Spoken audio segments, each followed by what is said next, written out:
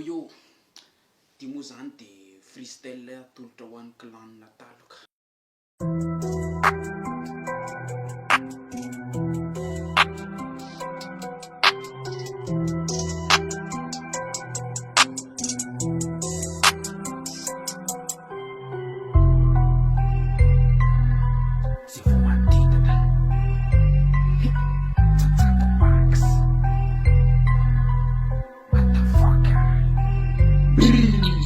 Manenjika aloka lara manenjika taloka lesy-potare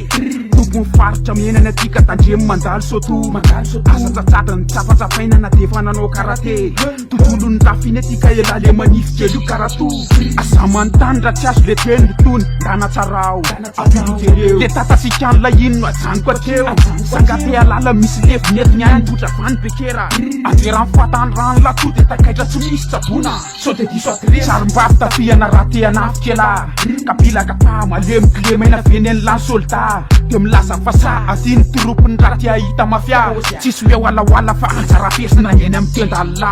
milaza fa maître tsisy apokakoly manena kotony so de lary le somarina mafy elarandany torana tsony titsy laoika avavany amy foko se voaka to de mipika mila manangona tolany elasandry fa ivadika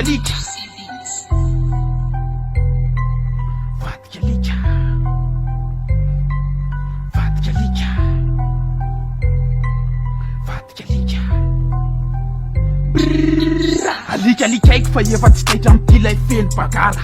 ozy botary izy ony tsy andera sy helikoptera nga elany jokera tandremo lesera siliposa tsy azo fandana mijery eny amy solda elony jo zany frapo de rehefa tsy mazaka de ndana mandry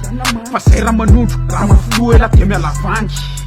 zangery zany tsatsady any anaty kombatsy misany elany mevitra namy simonga za rehefa rombotra maboto mandry kobokoboky tsara lalana fazambazainy tsaraina izy midoboka voalohana reo mpanamaina sesepanaao rapy tsisy kosy fa ty mokindoha any amy davoniny lany fa maky elale ohatrany sakivy kely io ndray ve ny ande anindrina ny anty zany ny fanty zay mpanariba aza menatra amy pionese banky toterainy kofy bay manoloana ny lafa to de afeno ny sandry kozy ry sandry zay mody manondro tiny fa nondro adala atao modro raha tsy faly abitsono molitra mpandeha ty boto mpanangana seka